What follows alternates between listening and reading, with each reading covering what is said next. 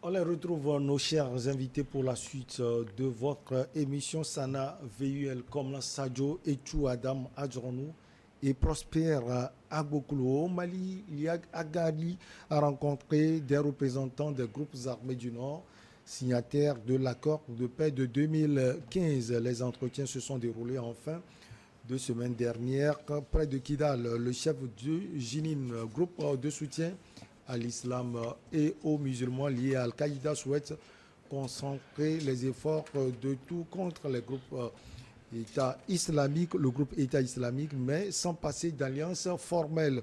Certains parlent d'une grande réunion, d'autres d'une succession d'entretiens entre mercredi et jeudi 26 janvier. Prospera Agbokoulo, on vous donne la parole. On sait déjà que Agali, ces derniers temps, a menacé le pouvoir de Bamako, même si rien n'a été officiellement décidé contre le pouvoir du président Assimi Goïta. On peut quand même avoir des inquiétudes à partir de cette réunion. Oui, moi je crois que cette sortie donc de Agali est une forme donc de revue d'effectifs par rapport à la situation au Mali. Depuis longtemps, on ne l'a plus vu. Bon, vous comprendrez quand même que si cette information est sortie, c'est les grands médias occidentaux qui l'ont fait comprendre, enfin, avaler à la population pour dire tout simplement que, bon, au Mali, on sent, les gens croient que les choses vont bien et que Agali est toujours Agali plutôt, est toujours donc d'actualité. C'est vrai, cette rencontre a eu lieu. Toutes ces informations-là sont de RFI qui a envoyé toutes les informations. Moi, j'ai cherché sur des sites conformes donc aux réalités maliennes. Je n'ai pas vu grand-chose. Bon, en tenant compte de ce qui s'est passé, j'ai l'impression que... Vous voulez dire que peut-être la réunion n'a pas eu lieu? Non, la réunion, comme il est dit ici, oui. Je ne peux pas en douter, mais les conclusions de la réunion, c'est que Agali a rencontré 3 personnalités, dont le général Gamou, qui fait partie donc du CNT, qui est actuellement donc au pouvoir au Mali. Juste le temps de pouvoir rassembler tout le monde, concentrer les forces, selon ce que j'ai compris donc de cette réunion, contre l'État islamique. Voilà, donc c'est une rivalité qui pour moi est en train donc d'être combattue. Et pour Agali, c'est de réévaluer ses forces sur le terrain, selon les dires, selon ce que nous avons compris donc de cette réunion, du factuel qui a été donc présenté. Et pour moi, je crois quand même que le gouvernement malien ne doit pas avoir assez d'inquiétude, surtout que le général Gamou plutôt, qui fait partie donc était à la réunion. Bon, il semble qu'il n'était pas là. Bon, certaines indiscrétions, ce sont ses représentants du côté même du chef traditionnel. Je crois il s'appelle Intala.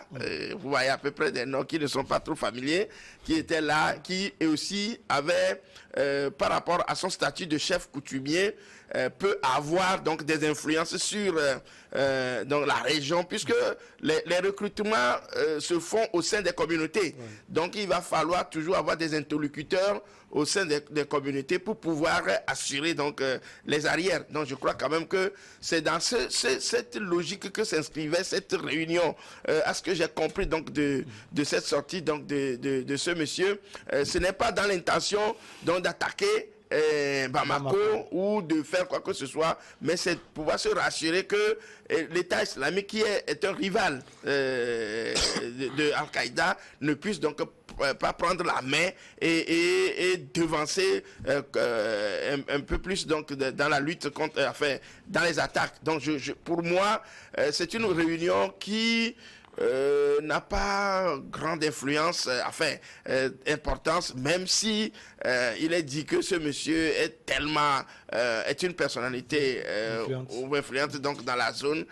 Pour moi, c'est peut-être un effet d'annonce pour pouvoir faire comprendre aux amis du Mali que ne dormez pas, El Agali est toujours là, comme ils savent le faire ces médias occidentaux de propagande. Alors, Sana Sadio, si on comprend bien, cette réunion, c'était pour trouver les stratégies pour aller contre le groupe État islamique. Alors, cela veut dire qu'on reconnaît que ce groupe existe au Mali aujourd'hui? Non, ne pas le reconnaître, ce serait faire preuve de mauvaise foi. Et ceci dit, il faut être très prudent dans les développements au sujet de cette photo qui alimente, si on peut le dire, autant de polémiques. Mais il y a une chose qui est sûre, et comme je le dis et j'ai l'habitude de le répéter, la stratégie du tout sécuritaire n'aboutira qu'à une extrême violence. Et sur le territoire africain, nous avons, ou bien le continent africain, nous avons un exemple qui peut servir d'inspiration à ces États qui sont en train de vivre la menace des groupes armés terroristes. C'est le cas algérien qui, dans une première phase, dans la lutte contre le groupe armé, le groupe armé, voilà, c'est-à-dire dans une première période, je ne sais pas si c'est de 92 à 97, ils ont adopté la stratégie du tout sécuritaire où leur objectif c'était l'élimination de tout systématique. Ça a produit quoi? L'extrême violence. Cela n'a pas permis d'éradiquer ces groupes armés terroristes. Et à partir de, je crois, 97-98, ils ont commencé par, aux côtés de cette stratégie, ouvrir des pourparlers, des discussions. Et cela a permis, comment dit-on, à des dizaines de milliers de combattants de sortir des maquis. Et cela a conduit à un accord de paix.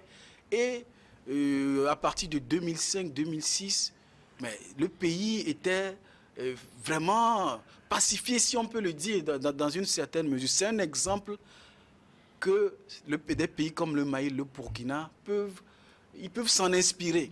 Donc, et la situation même au Mali en dit davantage, puisque au sein même de ces groupes armés terroristes, il y en a qui, pour eux, leur revendication, c'est de meilleures conditions.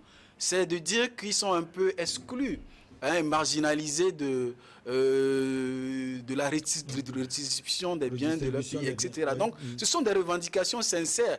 Et d'autres qui veulent, par contre, installer des califats islamiques comme l'État islamique. Donc, je crois parmi ces groupes-là, je crois qu'il y en a des interlocuteurs qui sont sérieux avec lesquels Bamako discute d'ailleurs. Donc, ceci dit, si Agali se présente ou bien se serait présenté à une réunion où il y a des notables, on ne sait pas l'objet de cette réunion. On ne peut pas présager, dire que c'est telle chose. Nous n'avons vu que des images.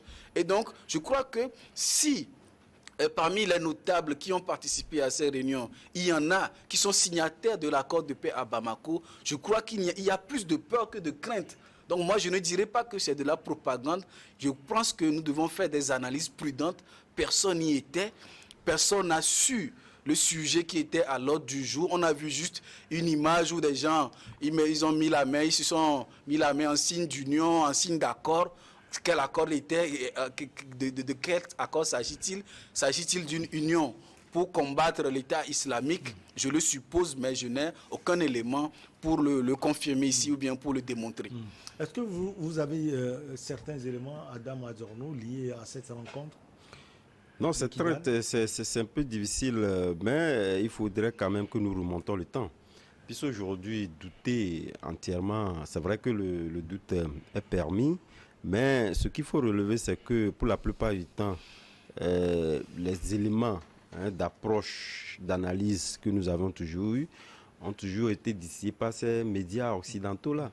Donc, arriver à douter d'une manière viscérale à cette propension-là, moi je pense que serait quand même également faire de mauvaise foi.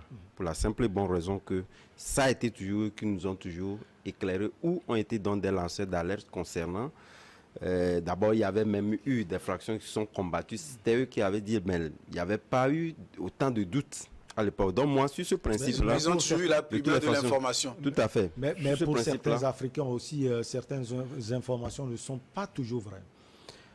Oui, mais étant donné que jusqu'au jour d'aujourd'hui, il est très difficile quand même que nous puissions quand même donner des informations contradictoires pour des éléments que nous n'avons pas et des outils également que nous n'avons pas. Donc nous, on s'en tient. Mais étant donné que nous sommes dans une idéologie, il est véritablement qu'on soit d'un bord ou d'un autre, suivant quel média sur lesquels nous ne voulons pas, qu'on puisse donc distiller des informations qui, de mon point de vue, devaient donc interpeller assez de réserve. Mais pour autant, moi je pense que si je pars du principe que ces informations-là puissent être vraies, de mon point de vue, de toutes les façons, je les considère comme telles, puisque depuis lors, on n'a jamais eu d'autres informations contradictoires ayant donc des éléments nous permettant donc aller à l'encontre. Oui, donc je considère que c'est vrai. C'est une rencontre contre le État islamique. Oui, qui a été donc...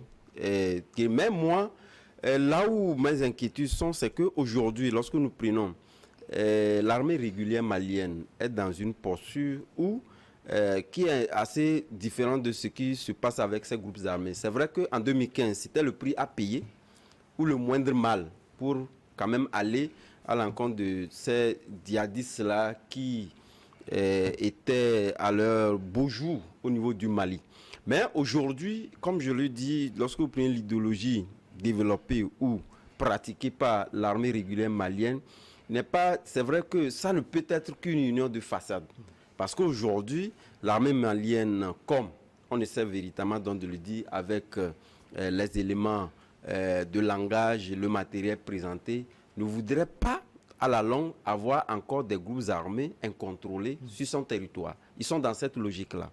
Donc aujourd'hui, c'est vrai qu'il y a un ennemi commun qu'il faut abattre. Donc ces groupes armés-là essaient véritablement donc de s'unir pour l'abattre. Mais aujourd'hui, on tend à pouvoir donc parler du CNT comme étant le représentant officiel donc, du Mali et donc de l'armée malienne. Mais vous allez constater que dans les éléments développés, ils sont quand même des prises de position à court terme. Parce que personne n'est aujourd'hui où les groupes armés qui ont été donc interrogés ou donné leurs avis sur le sujet, personne de toutes les façons, c'est qu'il y a toujours des anguilles sous roche. Parce que la position malienne de l'armée malienne aujourd'hui est claire. Il faudrait quand même, dans un temps donné, éliminer tous ces groupes-là. Donc, il est en train d'acquérir les éléments, le matériel pour arriver à cela. Donc, je pense qu'aujourd'hui, Yada Gali, aujourd'hui, en étant dans cette posture-là de pouvoir être contre un groupe et on constate véritablement qu'il est en manque également d'effectifs. Oui. Donc, ça, c'est une bonne nouvelle. Tout à fait. C'est une bonne nouvelle pour la force régulière qui voudrait véritablement que ces hommes-là soient fragilisés. Mais, pour autant, est-ce que le simple fait de pouvoir l'annoncer, les éléments aujourd'hui avancés, je pense que sur ce point-là, il est évident quand même qu'on puisse donc le constater, puisque le gouvernement du Mali a eu quand même à poser des pas pouvant permettre à ces jeunes désœuvrés-là qui étaient donc la proie facile à pouvoir donc engager par ces groupes armés-là, ont été véritablement donc affectés par un certain nombre d'éléments que les Maliens ou pratiquement les Africains connaissent. Donc je pense qu'ils auront quand même des fils à retordre pour pouvoir recruter des jeunes en effectif suffisant pour pouvoir donc mener la lutte. Mais maintenant, je pense que c'est un élément de langage très fort au niveau de l'armée malienne ou pratiquement du gouvernement malien d'intensifier davantage ces actions sociales envers cette jeunesse-là pour éviter que cette jeunesse-là, même si nous savons que la tendance au niveau des groupes armés, c'est qu'ils ont une fausse régénérescence. Donc l'homme se pose la question aujourd'hui, on ne recrute, sont plus les Maliens. C'est vrai que la communauté malienne est indexée de droit comme étant le fournisseur premier donc des éléments de combat, mais au même moment, ces groupes armés en recrutent partout ailleurs. Oui. Vous vous en souvenez récemment ils ont récemment où un Ivoirien dans une radio était donc partout ils recrutent. Mais est-ce que c'est là où interviendra véritablement l'union de forces souhaitée et voulue par la communauté? De toutes les façons, les recrutements, même si c'est ailleurs, la proximité sous-régionale et notamment parlant de la proximité sous-régionale, c'est la CEDEAO qui est indexée. Donc c'est là où l'union entre les pays de la CEDEAO est très devait être très exprimé actuellement. Or, malheureusement, on constate également qu'il y a eu des frictions, qu'il y a toujours des frictions permettant donc d'avoir des éléments pour permettre à ces groupes-là. Et je pense que c'est quand même nos États qui ne gagnent pas si nous restons dans ces postures-là. Donc, je pense qu'il faudrait quand même qu'on accentue l'union entre les pays et faire en sorte que les cas sociaux puissent être résolus et éviter à ce que ces groupes armés puissent donc tirer des éléments pour toujours s'aimer l'inquiétude dans ces communautés-là, qui ont toujours la maîtrise et le contrôle. Alors, Prosper, bien avant cette rencontre, on se souvient, Agali a averti le gouvernement de Bamako. Il a menacé à un moment donné. Est-ce que vous pensez que cette rencontre va pouvoir rapprocher les deux parties? Parce que Agali a toujours demandé le respect, par exemple, des accords de paix d'Alger. Oui, les accords de paix sont là. Je ne crois pas que, comme Adam plutôt l'a expliqué tout à l'heure, ces accords-là sont de mise. C'est un accord de paix qui a aussi ses limites. Et vous savez, depuis le changement donc, de régime avec l'arrivée au pouvoir donc, de Assimi Goïta, enfin on l'appelle junte, moi je n'aime pas les appeler junte parce que c'est un pouvoir, pour moi c'est un pouvoir régalien qui est en train donc de mener. Même pas le coup d'État. Je dis c'est un pouvoir qui travaille. Peu importe qu'il soit légitime ou illégitime, il doit être dirigé, de gouverner. Qu'il soit mal élu ou mal élu. Il est en train de gouverner, donc que il est là. Participer aux élections ou pas. Merci pour cette clarification. Donc pour moi, je crois que il y a des pans donc de l'esprit de ces accords-là qui sont aussi en jeu.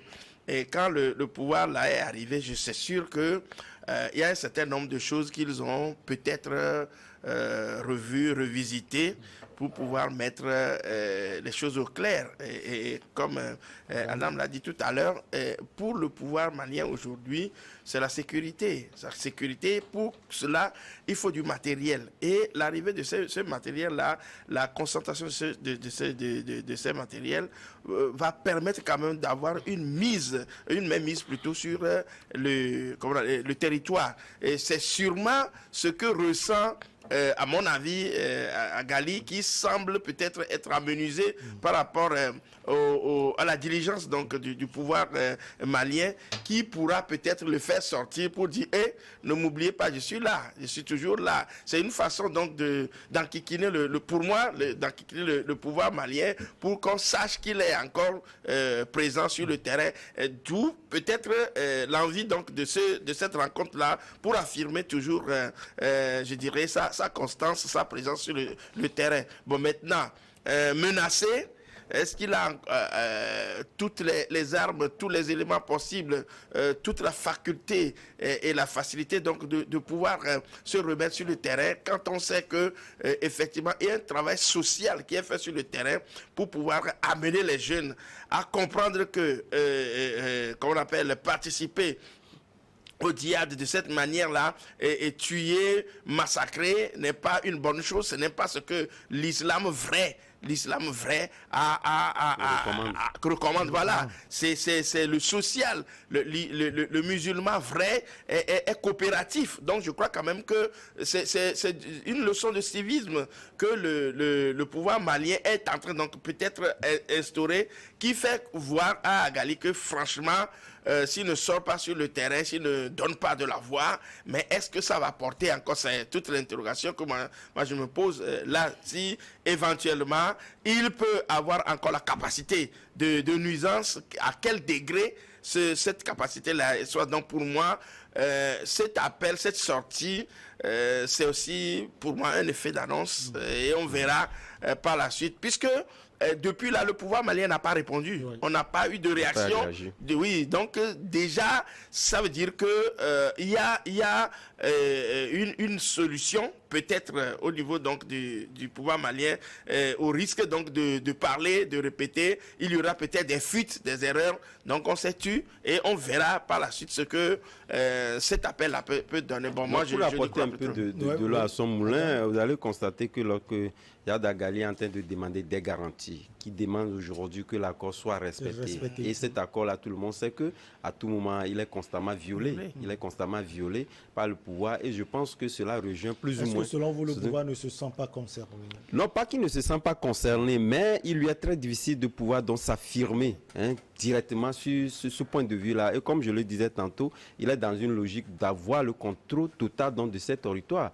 Et lorsque vous avez toujours des groupes armés, légitimes d'ailleurs même, puisque vous avez des accords qui vous lient, de toutes les façons, vous n'avez pas la totalité de la maîtrise donc, du territoire. Il faudrait quand même que ce problème-là soit résolu. Mais de quelle manière? Il est très difficile au pouvoir de Bamako de pouvoir aujourd'hui dire que voilà, ou les appeler, dire que voilà, l'accord est caduc, que nous passons à autre chose. Ce ne serait pas aussi possible parce que jusqu'au jour d'aujourd'hui, ils ont quand même une force de nuisance qu'on peut quand même reconnaître, même si on sait qu'ils sont beaucoup affaiblis. Cette force de nuisance peut quand même dégénérer, même sur ce qu'ils sont en train aujourd'hui de combattre. Le fait qu'aujourd'hui, c'est un groupe qui attaque les civils et qui sont contre. Demain, ça peut gérer. Puisque c'est là où le bas blesse et là où ça fait mal, c'est justement les civils qui sont attaqués. Sinon, attaquer l'armée et les groupes armés, de toutes les façons, l'armée malienne aujourd'hui se dit totalement prêt à pouvoir donc engager ce combat-là. Mais c'est d'attaquer les civils qui causent problème. Et si, naturellement, l'armée malienne ou le gouvernement malien mettait fin à ces accords-là, ça peut dégénérer. Je pense que c'est la population qui en souffrirait et ça ferait davantage mal au pouvoir malien. Alors, Sana, est-ce que vous pensez que à partir de cette rencontre, c'est une sorte de passerelle qui serait créée entre Agali et puis le pouvoir de Bamako, même si on nous indique qu'on n'est pas sûr que ce général invité était à cette rencontre? Alors, si on n'est pas sûr, alors autant ne pas aller dans des conclusions hâtives. S'il y était, donc on va faire l'analyse en deux temps. Mais vu sa sortie et la déclaration, on sent que l'ennemi commun, c'est le groupe État islamique. Donc si dans sa déclaration officielle, c'est l'État islamique, l'ennemi commun à chasser et à abattre, ça veut dire qu'il n'est pas forcément contre le groupe de soutien à l'islam et aux musulmans. Donc forcément, ça veut dire qu'implicitement, il reconnaît une certaine proximité avec M. Agali, puisque dans sa sortie, il ne s'est pas démarqué de lui très nettement. Donc ça veut dire que forcément, il se reconnaît dans le combat d'Agali d'une manière ou d'une autre.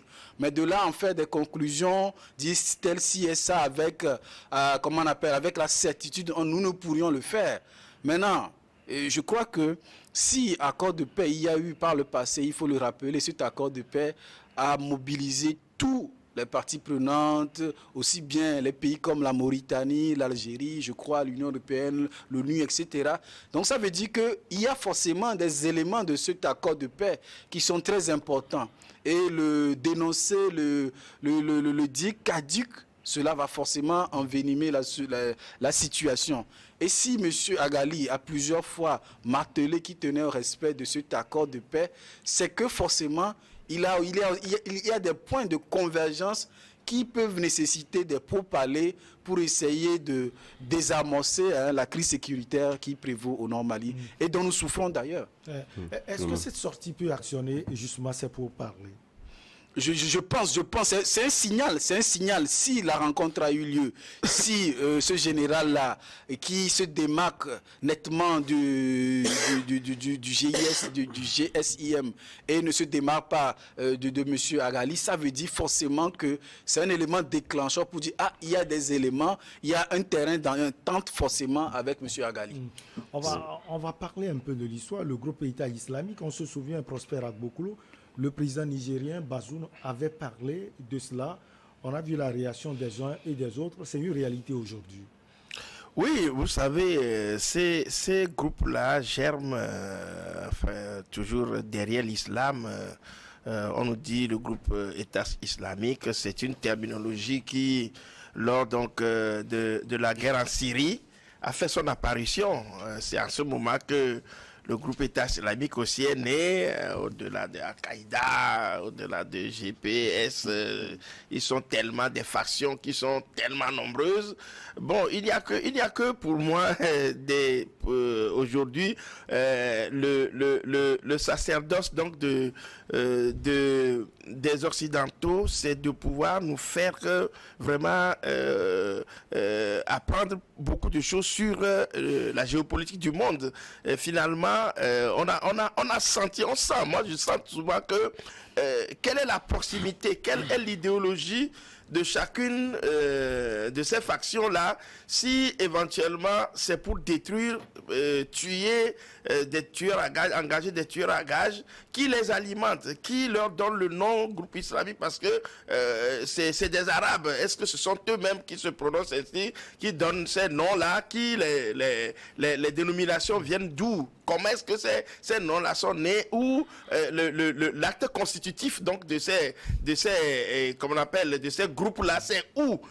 Et pour que la légitimation, c'est ce que moi je combats toujours, la légitimation donc de ces groupes-là, qui font que franchement, on ne sait plus qui est qui fait quoi, on est dedans. Donc ce sont eux qui nous disent que l'État islamique est là, il combat qui? Bon, il détruit les gens. Bon, pour moi, c'est une ambiguïté. Franchement, moi je n'aime pas les légitimer parce que ils ne sont pas dans la logique sociale et humaniste.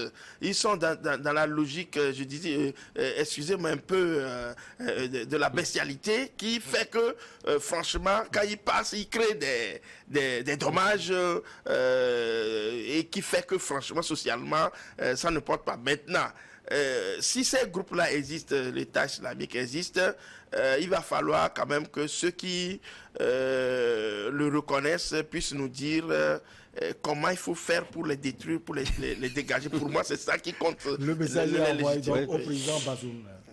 Ouais, bon, veut dire. Oui, moi je pense que quand même aujourd'hui l'État malien est dans une posture très embarrassante pour la simple et bonne raison, en parlant du fait que cela peut ressusciter en tout cas ces accords-là. Moi je pense que oui, à partir du moment où vous avez ces fractions-là qui se regroupent, le CNT y compris, voilà. Ça voudrait dire quelque part que cela a mis en branle directement une certaine proximité entre ces États. Sauf que, comme je l'ai dit, et ça, c'est un aspect qu'il ne faut pas perdre de vue.